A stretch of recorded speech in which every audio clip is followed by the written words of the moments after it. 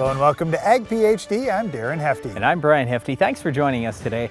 One of the worst insects that you can possibly face on your farm is the white grub. There are a couple different kinds of white grubs. We're going to talk about those today and how you can best stop them on your farm. Well, bugs can be tough to control, so can resistant weeds. And we're starting to see some resistant weeds getting into wheat, and it gets to be a challenge when they're resistant to certain grass herbicides, but we've got alternative modes of action. We'll talk about one of those when we talk about Pre-Pare today. We also have a difficult to control weed of the week coming up later in the show, but first, here's this week's Farm Basics.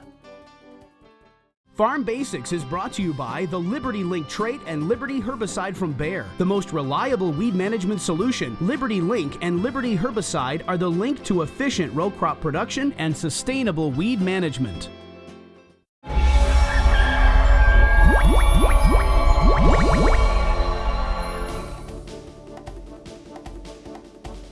During our Farm Basics time today, we're going to talk just a little bit about the different rental agreements that farmers will have with their landlords, namely share rent versus cash rent. Well, when you think about it, if a farmer is going to rent some farm ground from another person, that person may have been a farmer in the past, or they may not have been a farmer in the past, and they may be very interested about what happens on their ground, or they may just be interested in cashing the check and knowing exactly how much money they're going to have for the year. I certainly can appreciate if you're on a fixed income and you say, I have to have this much money to get through the year, I can see how cash rent would be a good deal.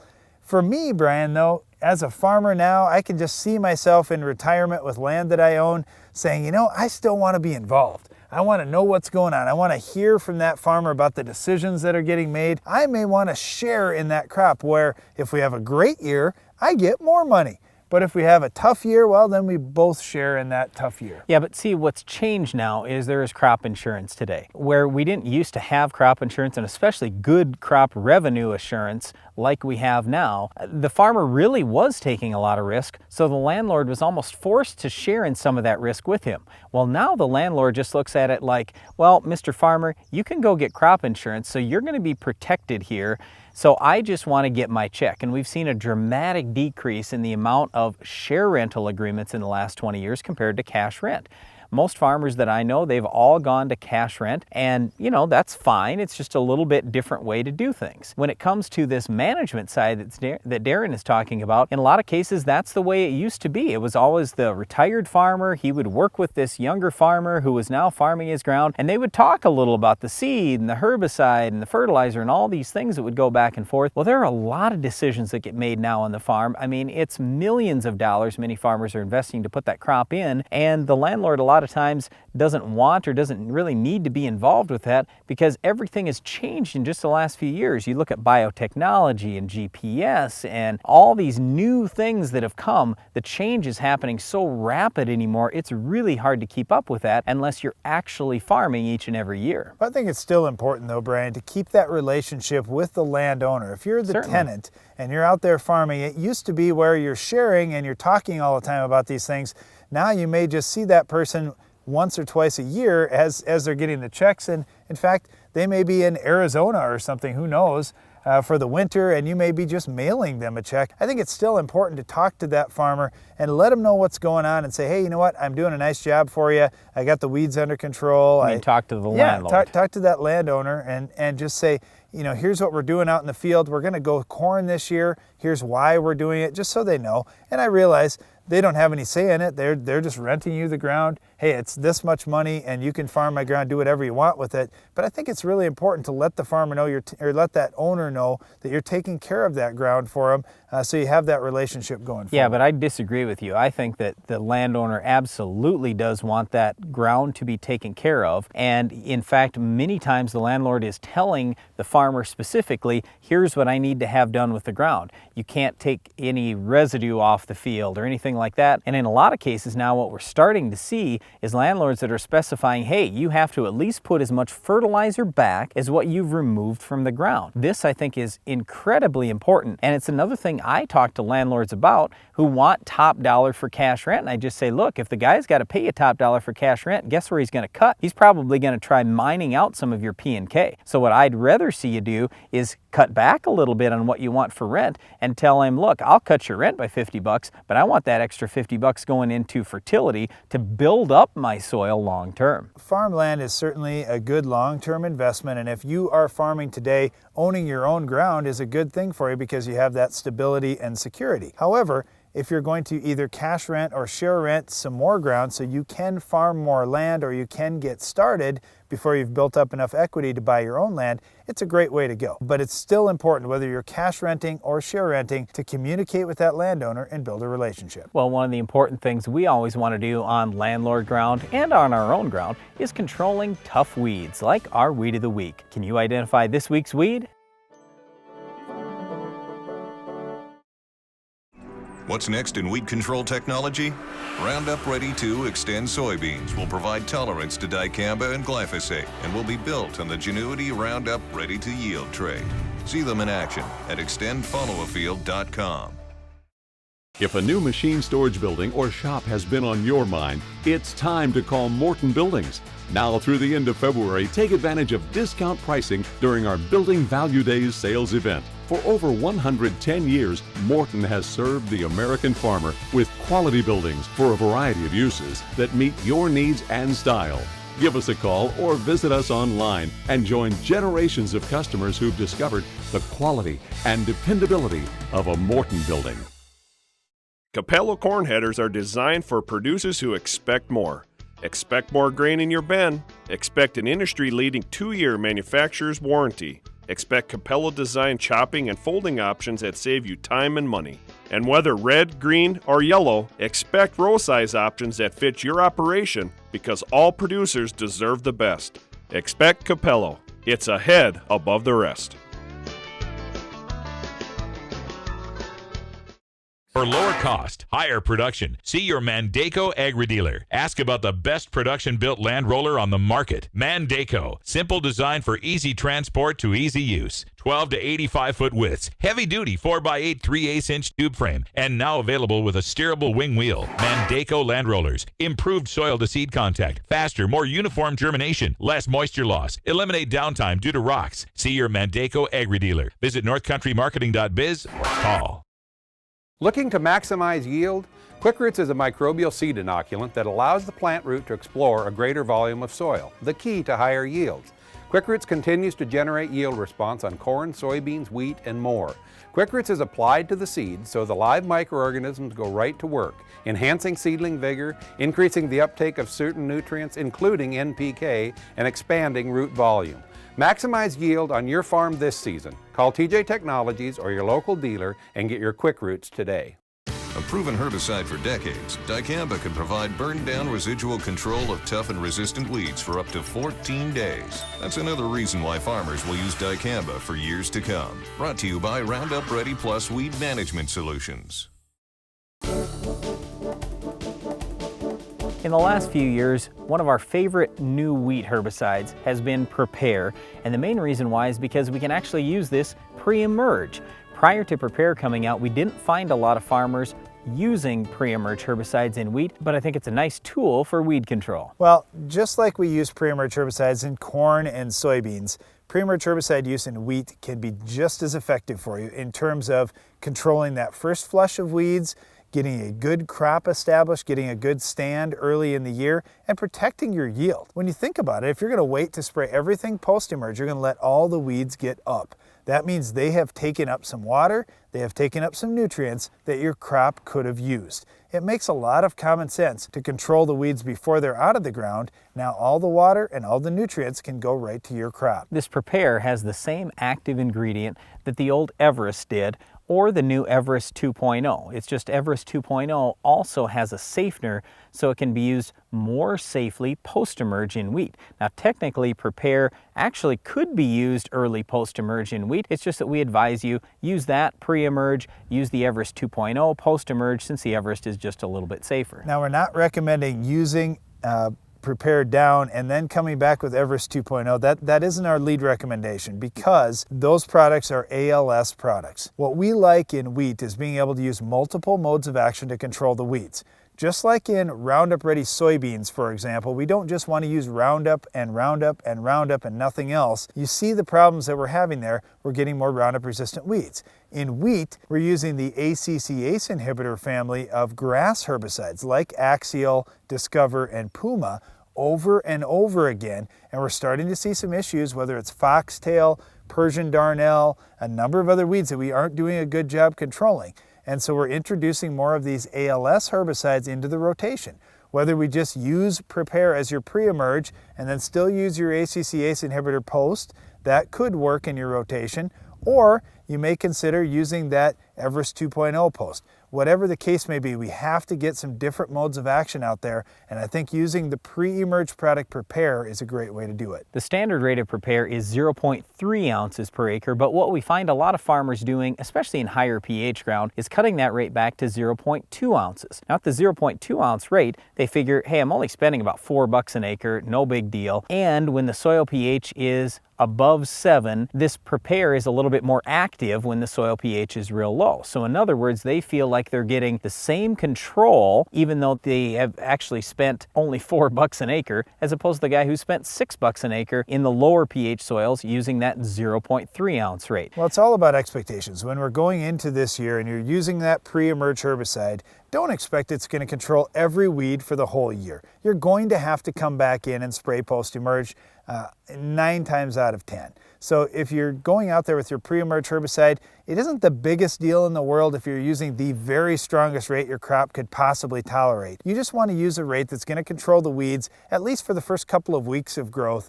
Then you can come back in post-emerge like you normally would with a grass killer to clean up anything that got through. The nice thing with this though is we haven't invested a lot of dollars pre-emerge. We've also gotten some activity on grass, some activity on broadleaves, and we've used a different chemical family than what most people are using post-emerge for grass control. Again, this is ALS using Pre-Pare, and then if you want to follow with Axial or Discover, that's ACCase post-emerge. That's kind of a good point that you slipped in there, Brian, is we're also going to get some broadleaf control. When we're talking about Pre-Pare, it is an ALS herbicide, and if your weeds are not ALS resistant, chances are it's going to have some kind of impact on those broadleaf weeds. Like the mustard species, for example, it's going to do pretty good on. So take a look at the label for Pre-Pare and match it up to the weeds that you've got on your farm. There's probably at least a dozen weeds that are on there that are broadleaf weeds on the label that it's going to do a good job completely controlling. Well, Pre-Pare is a nice product that will control a lot of different weeds out there, but unfortunately, it won't stop our Weed of the Week. We'll tell you what will coming up later in the show. Capello corn headers are designed for producers who expect more. Expect more grain in your bin. Expect an industry-leading 2-year manufacturer's warranty. Expect Capello design chopping and folding options that save you time and money. And whether red, green, or yellow, expect row size options that fit your operation, because all producers deserve the best. Expect Capello. It's a head above the rest. For years, FarmLogic has been the easiest and most convenient way to keep up with your farming operations. Well, it just got better. Introducing FarmPad for your phone. You always have your phone with you, so entering records as they happen is as easy as a touch of a button. Chemical database, GPS, service records, and more. When you do it on the farm, save it on your phone and it's backed up forever. Call or visit farmlogic.com for a free trial and find out why FarmLogic is the best decision tool for the farm. With spring right around the corner, get your Case IH equipment ready with Titan Machinery's Uptime Maintenance Program. Uptime is Titan's preventative maintenance inspection, designed to eliminate costly downtime during the short planting season. Our technicians average nearly 10 years of experience and use a comprehensive Case IH factory checklist to find potential problems before they slow you down. Use your Titan Access account and make no payment and pay no interest until spring 2014 for qualifying uptime specials. Plant worry-free with Titan Machinery. Better solutions. You expect a lot from this seed, and as it grows through each stage of development, Agriculture Liquid Fertilizers is there, feeding your crop exactly what it needs when it needs it. So no matter how you fertilize, no matter when, Agro Liquid efficiently brings all the nutrients your crop needs for a great harvest. From 1 kernel in the ground to 600 on the ear. For better yields and better quality, Agriculture Liquid Fertilizers. Wake up, breakfast is served. Your roots crave pea. Most of your applied pea gets tied up in the soil, a natural phenomenon known as phosphorus fixation. Fix the problem with Avail Phosphorus Fertilizer Enhancer. Avail makes more pea available to your roots, here, here, and here. Increasing pea availability can lead to increased pea uptake in the plant. That's more pea, and more pea. More phosphorus for your crop can mean more results in your bin. An average of 9.6 bushels per acre of corn. Breakfast is served. Supercharge your pea with Avail. Brian, I think it's neat that we're right next to a tree belt here, and a lot of times when we're talking about this problem insect, white grubs, it gets to be more of a problem when we're along trees. In the adult stage, that grub becomes a beetle, and a lot of times those beetles like to hang out in tree belts, many times along rivers, but not necessarily, but in tree belts for sure. And then we end up with those fields that are next to those tree belts having more problems with white grubs than other areas that we find. So if you find June beetles or June bugs around your farm, this is what we're talking about. Those are the adults. And the white grub, the larvae stage, that's what can do so much damage in a variety of different crops. This bug is big, it's nasty. The problem too is there are a couple different kinds of white grubs. There's the true white grub that could actually live several years, and there's the annual white grub that's only going to live a year.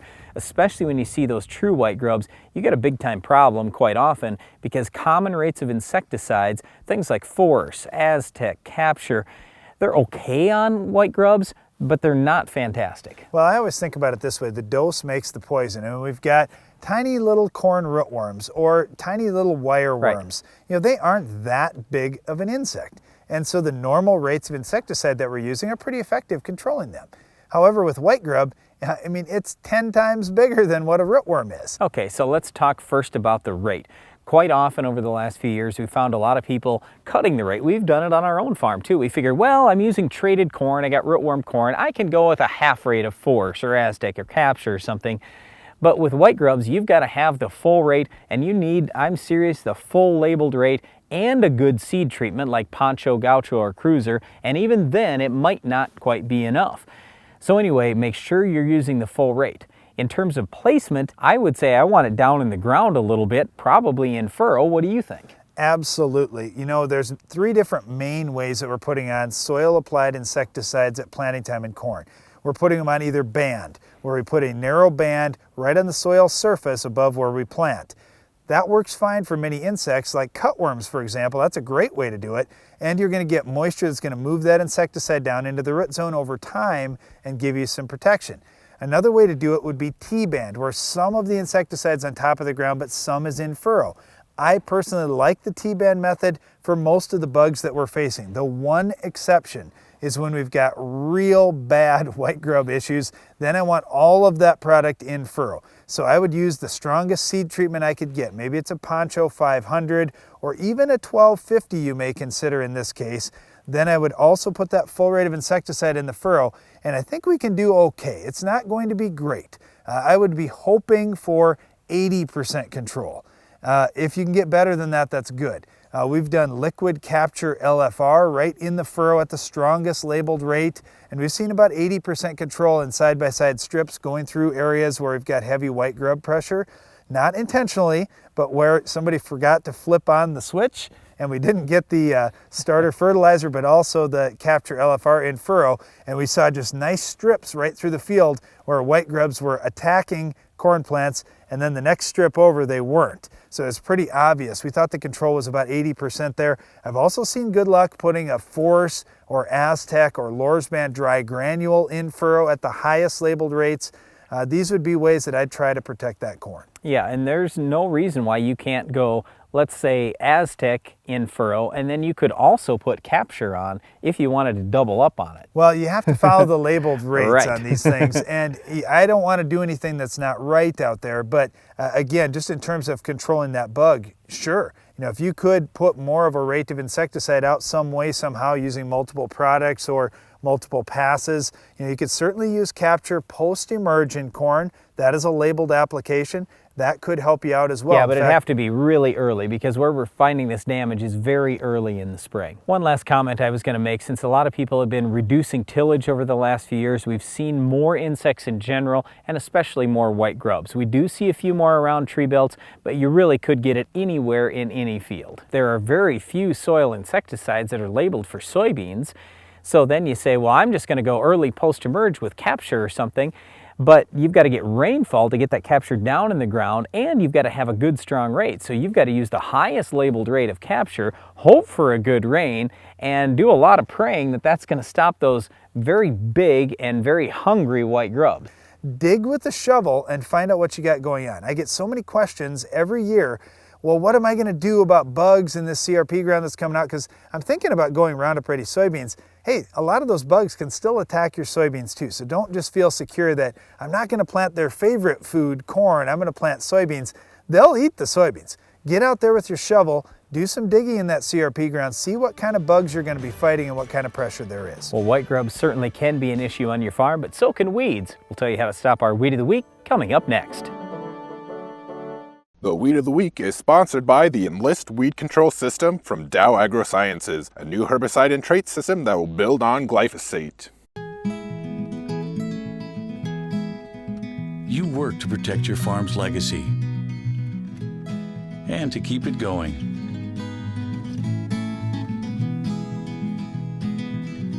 Introducing the Enlist Weed Control System, an advanced herbicide and trait system that will build on glyphosate for exceptional control of tough weeds. The next chapter begins.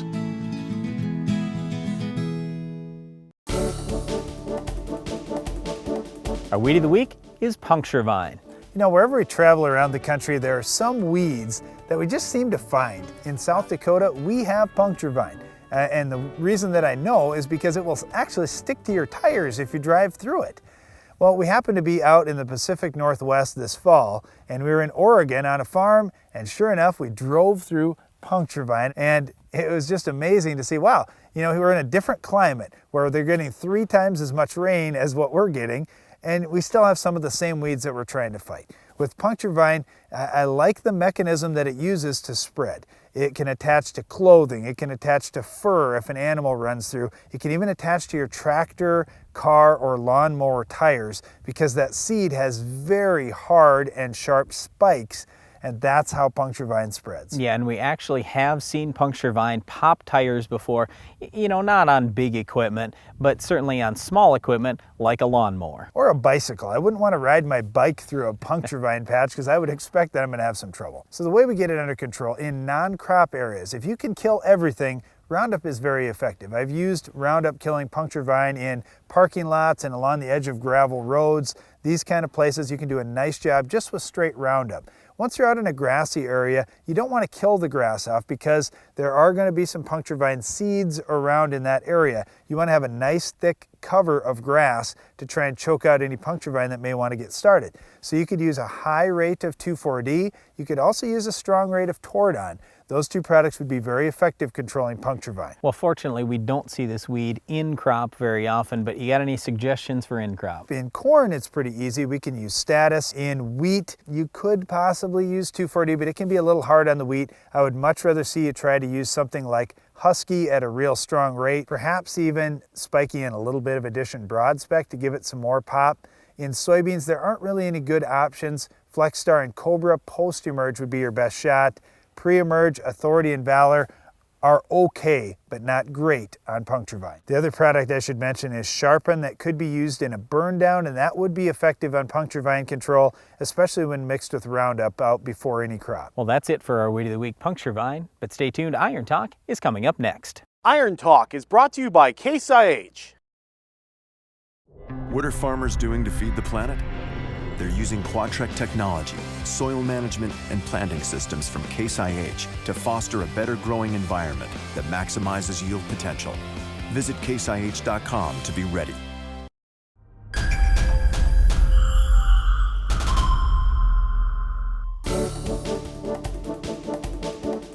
I caution you that today's Iron Talk has a lot of numbers, so you may want to run and grab a pen and paper right now to jot them down. Sometimes numbers can be a bit overwhelming. But in today's Iron Talk, we'll show you how important numbers can be when it comes to getting your equipment, specifically your planter, set up just right for spring. My dad always taught me that you only get one chance to plant a crop the right way.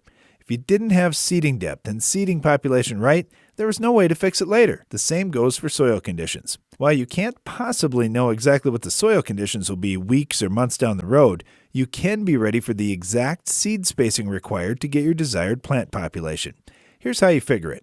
If you had 30-inch rows on your farm and wanted to plant corn at 35,000 population, how far apart should each seed be? Let's start out with an acre. 1 acre has 43,560 square feet. If rows are every 2.5 feet, or 30 inches, you divide 43,560 by 2.5. That equals 17,424 feet of row. Divide 35,000 plants per acre by 17,424. That equals 2.0088 plants per foot. 12 inches divided by 2.0088 equals a 6-inch plant spacing. If that's too complicated or just too many numbers for you, you can always download the free Ag PhD Planting Population app for your smartphone or iPad, and we'll do all the calculations for you. Yes, running the numbers isn't always fun or exciting, but it is a necessary part of getting your plant stand this spring just how you want it. That's all for today's Iron Talk, and now back to the show. At Case IH, our equipment doesn't just meet the standards, it set them. With industry-leading SCR engine technology, Case IH gives you more power while still meeting tough emission standards. In fact, the Steiger 620 is the highest horsepower tractor to ever come off the assembly line. And all Case IH equipment is agronomically designed to help you maximize your yield potential and your profits. The world of farming is changing. Will you be ready? Learn more at caseih.com/efficientpower. Upgrade your trailer to electric with the Rolltech electric system from AgriCover. Strong, flexible pivot arms and motor mount rotate and telescope, allowing the roll tube to rise and flex over heaped loads. The positive automatic lock is impossible to back off to control the flow of grain. This integrated system uses one wireless remote to operate up to 10 tarps and hoppers, keeping your driver out of the dust, rain, and harm's way. See the Rolltech system in action at an AgriCover dealer near you. If you watch Ag PhD TV, you'll love the new Ag PhD radio show each weekday on Rural Radio Sirius XM Channel 80. This is Darren Hefty. On the new Ag PhD radio program, we'll take live callers and provide the agronomic information and brotherly banter you've come to expect from Ag PhD. We'll feature a Back 40 segment where we talk to farmers and agronomists around the country to share what's going on with crop production. And it wouldn't be Ag PhD without addressing a pest of the day. Tune in to the Ag PhD radio show each weekday at 2 p.m. Central on Rural Radio Sirius XM Channel 80. If a new machine storage building or shop has been on your mind, it's time to call Morton Buildings. Now through the end of February, take advantage of discount pricing during our Building Value Days sales event. For over 110 years, Morton has served the American farmer with quality buildings for a variety of uses that meet your needs and style.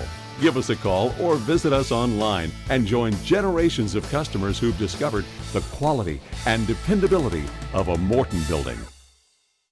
For lower cost, higher production, see your Mandaco Agri-Dealer. Ask about the best production-built land roller on the market. Mandaco, simple design for easy transport to easy use. 12 to 85-foot widths, heavy-duty 4x8 3/8-inch tube frame, and now available with a steerable wing wheel. Mandaco land rollers, improved soil-to-seed contact, faster, more uniform germination, less moisture loss, eliminate downtime due to rocks. See your Mandaco Agri-Dealer. Visit northcountrymarketing.biz or call.